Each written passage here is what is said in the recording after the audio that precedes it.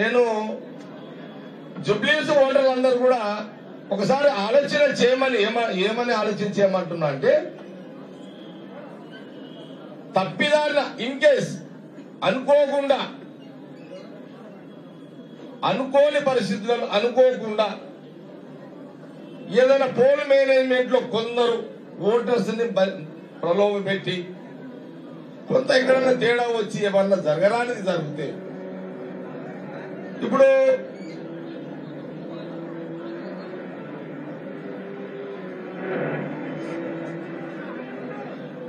హరి ఎవరైనా నూరుకుండా అయితే ఇప్పుడు సపోజ్ రూలింగ్ పార్టీ ఇప్పుడు నవీన్ యాదవ్ ఉన్నాడు. నవీన్ యాదవ్ కాంగ్రెస్ అభ్యర్థిగా నవీన్ యాదవ్ ని గెలిపించుకుంటే నవీన్ యాదవ్ ఏం చేస్తాడు? జుబ్లీస్ ఓటర్ల పక్షాన రోజు ముఖ్యమంత్రి రేవంత్ రెడ్డి దగ్గర కూర్చొని, అన్నా నాకు ఈ పని ఉంది, ఆ బస్తీలో ఈ పని ఉంది, ఆ కాలనీలో ఈ పని ఉంది, ఈ కాలనీలో ఈ పని ఉంది అని ఈ 3 ఏళ్ళు మీ పనులు చేసి పెడతాడు. ఇప్పుడు అపోజిషన్ వాళ్ళకి అవకాశం ఇచ్చింది అనుకోకుండా మీరు ఎవరికైనా ఆయన ఎందుకు పనికి వస్తే వాళ్ళు ఎందుకు ఏం పని చేయగలుగుతారు?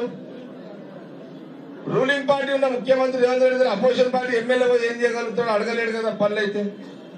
అలా ముఖ్యమంత్రి రేవంత్ రెడ్డి గారి కదా పోలేడు కదా. అదే నవీన్ యాదవ్ ఎమ్మెల్యే గెలిపించుకుంటే ముఖ్యమంత్రి రేవంత్ రెడ్డి గారు కూడా ఆయన కూడా ఏమొస్తుంది? ఆయన ఇప్పటికి బహుశా ఇంచుమించు నియోజకవర్గం అంతా కూడా అప్పీల్ చేసిండు. ముఖ్యమంత్రి రేవంత్ రెడ్డిగా అప్పీల్ ఏం చేసిండు? నవీన్ యాదవ్ గెలిపివ్వండి, మీకు అండగా నేను ఉంటాను కూడా ఆయన చాలా స్పష్టంగా చెప్పాడు. నేను టీవీలలో రోజు చూస్తున్నా లైవ్లో చాలా స్పష్టంగా చెప్పిండు. ఇప్పుడు ముఖ్యమంత్రి గారి యొక్క రేవంత్ రెడ్డి గారి అప్పీల్ జుబ్లీస్ ఓటర్స్ మనసుతో ఆలోచన చేసి ఆయనని నవీన్ యాదవ్ గెలిపించుకున్నట్టయితే సీఎం రేవంత్ రెడ్డి గారు హ్యాపీగా ఫీల్ అయ్యి, అరే నా మాట గౌరవించారు, నేను పనులు చేసి పడాల్సిన బాధ్యత నాకు పెంచిరు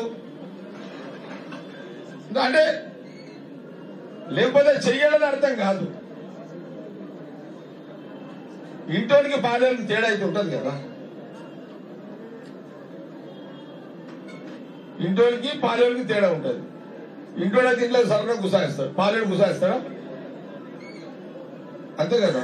ఇంటోడైతేనేమో డైరెక్ట్ గా బెడ్రూమ్ లో కూడా పోతాడు, పాలోడు గేట్లో నిలబడి వచ్చిందని చెప్తాడు. తేడా ఉంటుంది, పాలోనికి ఇంటోనికి తేడా ఉంటుంది. ఇప్పుడు నవీన్ యాదవ్ గెలిపించుకుంటే జుబ్లీస్ ఓటర్స్ నవీన్ యాదవ్ ఇంటోడైతాడు, ఇంట్లో ముఖ్యమంత్రి రేవంత్ రెడ్డి ఇంట్లోకి దొరుకుతాడు, పనులు చేసుకుని వస్తాడు. అరే ఇంకో అపోజిషన్ పార్టీ వాళ్ళు మీరు తప్పిదాన్ని ఏమైనా చేస్తే గెలిపించుకుంటే పాలోడు అవుతాడు, గేట్ అవుతాడు, నిలబడతాడు. దీనివల్ల వచ్చేది ఏముంటది? దీనివల్ల లాభం ఏముండదు కదా. దీనివల్ల లాభం ఏముంటది? జుబ్లీస్ ఓటర్కి ఆలోచన చేయండి. నేనేమంటున్నానంటే, నేను జుబ్లీస్ ఓటర్స్ కి అప్పీల్ చేస్తున్నాం కాంగ్రెస్ పార్టీ ఏంటంటే, కూల్ మైండ్ తోటి కూల్ గా ఆలోచన చేయండి, ప్రశాంతంగా ఆలోచన చేయండి. నవీన్ యాదవ్ గెలిపించుకోవడం వల్ల జుబ్లీస్ ఓటర్లకు ఎంత మేలు జరుగుతుంది అనేది ఆలోచన చేసుకోండి. మీ కాలనీలలో పెండింగ్ ఉన్న వర్కులు కానివ్వండి, వాటర్ సమస్య కానివ్వండి, డ్రైన్ సమస్య కానివ్వండి, వగేరా ఏదైనా కానివ్వండి. అందుకే జుబ్లీస్ ఓటర్స్ కి చాలా స్పష్టంగా జగ్గారెడ్డిగా నేను కూడా అప్పీల్ ఏం చేస్తున్నా అంటే, ఈరోజు మా మినిస్టర్లు అందరూ కూడా జవాబుదారుగా ఎంటైర్ క్యాబినెట్ మినిస్టర్లు అందరూ కూడా జవాబుదారుగా అందరూ కూడా వస్తున్నారు. ఒక ఎగ్జాంపుల్ చెప్తా. ఎగ్జాంపుల్ ఏంటంటే, కొల్లూరు డబుల్ బెడ్రూమ్స్ ఉన్నాయి కదా, అక్కడ చాలా మంది నివసిస్తున్నారు. అక్కడ చాలా వేల నివసిస్తున్నారు. అక్కడ డబుల్ బెడ్రూమ్లలో, కొల్లూరు దగ్గర డబుల్ బెడ్రూమ్లలో నివసించే వాళ్లకు అక్కడ ఈ రేషన్ కార్డు మీద బియ్యం తీసుకునే షాప్స్ అక్కడ లేవు, రేషన్ షాప్స్ లేవు అక్కడ. ముఖ్యమంత్రి గారు చెప్పిన వెంటనే ఉత్తమ్ రెడ్డి గారు ఉత్తమ్ కుమార్ రెడ్డి గారు సివిల్ సప్లై మినిస్టర్ గా కొల్లూరు పోయిండు. అక్కడ ఇమీడియట్లీ షాప్స్ అని కూడా ఏర్పాటు చేయించే కార్యక్రమం మొదలుపెట్టారు. వాళ్ళు ఆటోలు కట్టుకొని ఎక్కువగా పోయి బియ్యము నూనె తెచ్చుకునే వాళ్ళు డైరెక్ట్ గా కొల్లూరు డబల్ బెడ్రూమ్ లోనే అక్కడ ఫేర్ షాప్స్ అదే రేషన్ షాప్లు ఏర్పాటు చేయడం జరిగింది. ఇది ఎందుకు జరిగింది?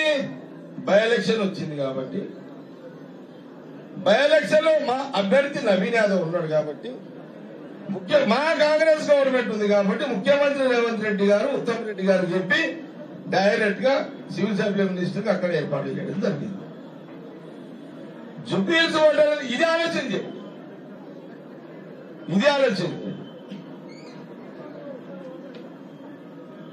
మరి అంతకుముందు ఇక్కడ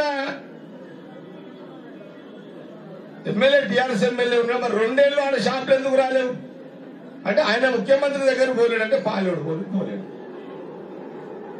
అదే నవీన్ యాదవ్ ఇంకోడు కాబట్టి క్యాండిడేట్ గానే నవీన్ యాదవ్ ఇంకా ప్రజలు ఇంకా ఓట్లు లేకముందే ఒక సమస్యల పరిష్కారం దారి చూపించింది.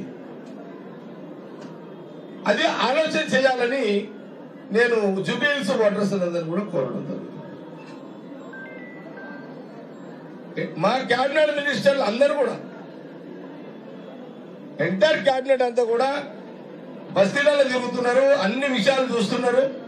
రేపు నవీన్ యాదవ్ గెలిపిస్తే ఇక్కడ గెలిపించడం వల్ల జుబ్లీహిల్స్ ప్రతి మంత్రి జవాబుదారుగా మళ్ళీ మీ బస్తీలకు వస్తారు, మా ఎమ్మెల్యేలు వస్తారు, నవీన్ యాదవ్ కూడా వచ్చి పనులు చేసి పెడతారు.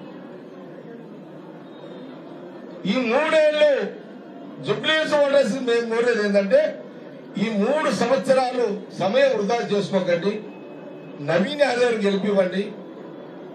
నవీన్ యాదవ్ ద్వారా ముఖ్యమంత్రి రేవంత్ రెడ్డి గారి ద్వారా పనులు తీసుకోండి. ఎందుకంటే ముఖ్యమంత్రి గారు నియోజకవర్గం అంతా తిరిగి భరోసా ఇచ్చిండు, నవీన్ యాదవ్ దిక్కేసి ఆ రకంగా ఇచ్చిండు. ఇవ్వడం వల్ల ఈరోజు ఇవ్వడం వల్ల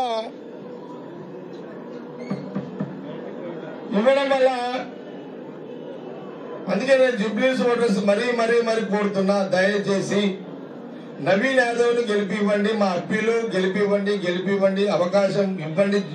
ఈ బై ఎలక్షన్లలో మేము అపోజిషన్ పార్టీ అభ్యర్థుల గురించి మేమేమేం మాట్లాడదలుచుకోలేదు.